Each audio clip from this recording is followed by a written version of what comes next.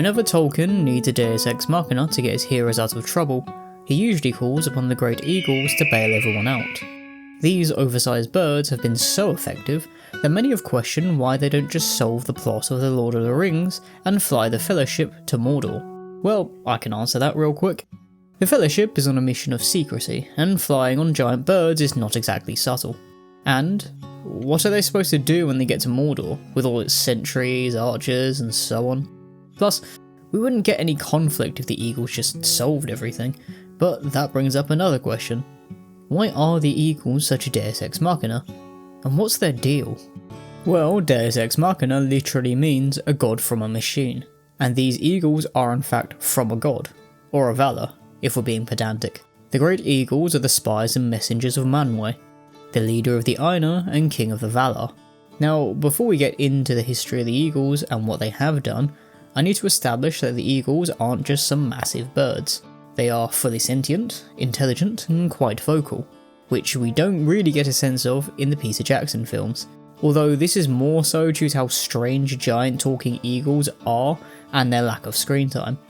Lord Gwaihir, the leader of the eagles in the Third Age, had a full conversation with Gandalf in The Hobbit after his crew came in to save Thorin's company from a pack of singing orcs, and it seems the eagles are structured enough to have their own hierarchy. Sure, Manwë is the big boss, but the eagles have a leader among their own people. Throughout history, it seems that they have only had two, suggesting that their nature as divine spies and messengers also gives them a divine lifespan. Their first leader was Thorondor, and the second was Gwaihir, the Wind Lord, who you might be more familiar with since this is the guy that features in The Hobbit and The Lord of the Rings. Let's focus on their first leader for the time being, since Thorondor was in charge during the complete madness that was the First Age, and was sent from Valinor to Middle-earth to keep an eye on the exiled Noldor elves and the machinations of Morgoth. At the start, Thorondor kept his crew in the peaks of Thangorodrim, close to Morgoth's base of Angband in the Iron Mountains, and, while there, they stepped in to help Fingon save the eldest of Feanor's sons, Maedhros. Thorondor then relocated his feathery gang to the Crissaegrim, mountains around the city of Gondolin, where they kept the spies of Morgoth away and kept the great city hidden.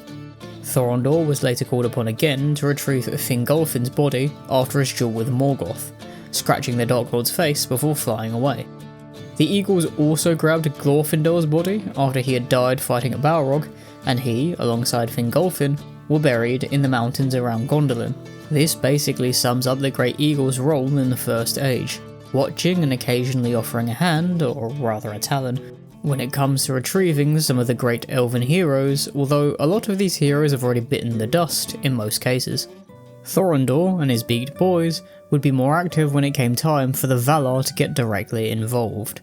It seems that the eagles are kept on the side, and only intervene when they absolutely need to, and with the Valar arriving in Middle-earth to finally put a stop to Morgoth during the War of Wrath, the eagles could arrive with their full might. They took to the skies to face Morgoth's horde of winged dragons, accompanied by Erendil, in fighting Ancalagon the Black. They were instrumental in defeating Ancalagon, who I see as Morgoth's last great trump card, and once the dragon had been defeated, falling onto the peaks of Thangorodrim, Morgoth's resistance was practically over.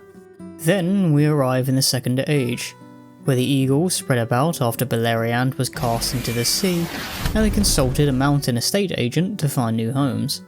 Some stayed in Numenor, between Middle-earth and Valinor, watching the descendants of Elros until they crashed out, hated the Valar through a growing shadow and some rage baiting from Sauron, and decided to sail west, which eventually got the place flooded.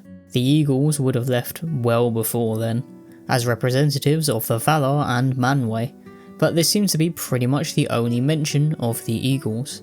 That then leads us on to the Third Age, where the eagles once again relocate, this time to the north of Middle-earth, near the Misty Mountains in the Great Shelf. The eagles here aided the elves of Rivendell and Radagast to do some orc scouting, and apparently got to the point where Gandalf had them on speed dial. The new Lord of the Eagles, Gwaihir, saved Gandalf during his travels with Thorin's company, aided him during the Battle of the Five Armies, with the Feathery Lads being the Fifth Army, rescued the wizard from Orthanc after Saruman battered him, participated in the battle at Mordor's Black Gate, and, finally, saved Frodo and Sam from Mount Doom after the One Ring had finally been destroyed. They were instrumental in facing Sauron's forces throughout the Third Age, although it seems they only ever came because Gandalf was there, which kinda makes sense considering that the wizard is a Maya and thus also divine in nature. And also, apparently Gwaihir has favourites. On the topic of Gwaihir, it isn't exactly known when or why he took over from Thorondor, at least from what I can find. I don't know if Thorondor died, but I do know that Gwaihir is a descendant of Thorondor. He was also around in the First Age, according to the history of Middle-earth, and helped Thorondor rescue Beren and Luthien from Angband, alongside his brother, Landravol. Gwaihir, Landravol, and Menildor, the only named eagle I could find not related to Thorondor, were the trio that rescued Sam and Frodo from Mount Doom. Now, as for what happened to them afterwards, it is commonly believed that the Eagles went back west in the service of Manwë, given that Middle-earth eventually became less and less fantastical. Tolkien designed the magic of Middle-earth to eventually fade, and the world of Arda would eventually become our Earth. And I don't see any massive flying talking eagles around, so they must have gone somewhere.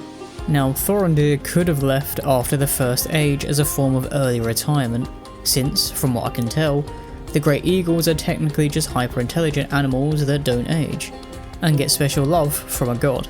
In earlier drafts, Tolkien had written that the Great Eagles were bird-shaped Maya, although this didn't make it into the canon version of the story. It's probably for the best, with wizards and Balrogs being Maya too. Still, of all birds, why eagles though? For someone who wanted to write the folklore for Britain, it is a little odd to choose the symbol of America as his Deus Ex Machina, but either way, the eagles are iconic, even if they won't solve everyone's problems.